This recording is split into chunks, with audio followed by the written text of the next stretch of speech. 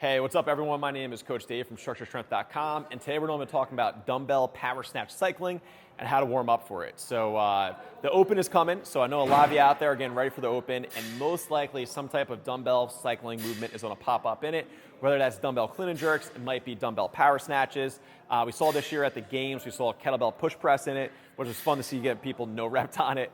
But today we're going to talk about warming up and how to cycle the right way. So one of the things that happens with cycling is people fumble the dumbbell, but it's also, since we're trying to learn how to kind of map that dumbbell coming down, track it, we're switching hands, we have a tendency to tense up and not breathe, which really messes it up, especially during the Open. So without going too far in depth on the cycling, we're still talking how to warm up for it. So we see a lot of people do a general warm up, and then they just kind of get after it.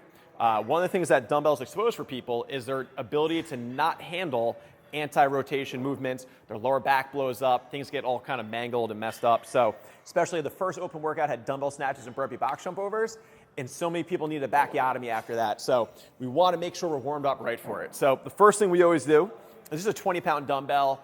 I usually go up in weight as I progress through, is I'm just going to do 10 suitcase deadlifts per side. And if you've never done these before, the goal is not to rotate or twist while we're doing it. You're not trying to reach for the ground, we're trying to hinge. So I'm pushing my hips back, staying squared up as possible. So you can think about it as prepping that hinge movement, your hamstrings, your glutes, your low back, but we're also trying to get our core used to fighting a rotation so it locks in. Instead of people when they do dumbbell snatches, if you've ever seen, sometimes we call it like the Michael Jackson because of the way people's legs go, but this whole on the way up, which eventually will kind of tweak your back, right, depending on your capacity. Once we're done with the suitcase deadlifts, we go in the high pulls, a movement most people really don't do. This should not be painful. I'm literally just thinking of a string pulling my elbow up. I'm not trying to curl the dumbbell up. We usually just do 5 to 10 per side, switch it up, right? So 10 suitcase deadlifts, 5 to 10 high pulls per side, and then we just get into a dumbbell strict press per side.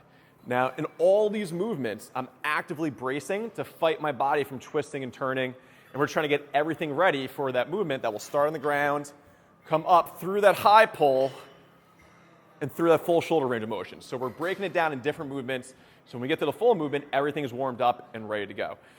So I might go through that 2-3 rounds, warm up everything, and then afterwards, I'm just gonna do some high pulls from the ground and some muscle snatches at a light weight, lighter than what you're planning to use in the workout, to get ready to go. So 2 to 3 rounds of the suitcase deadlifts, single arm high pull, single arm press, into 2 to 3 rounds of sumo high pulls from the ground, and then muscle snatches, get everything going.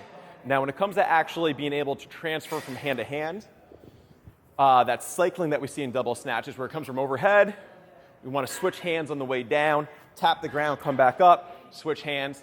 I actually find that it helps with keeping tension on my lower back, because a lot of times when we switch just on the ground, we put the dumbbell down, we relax, switch, and then yank, and we have that kind of scared cat position, where if I have tension with the dumbbell on the way down, you have a tendency to hold a better position.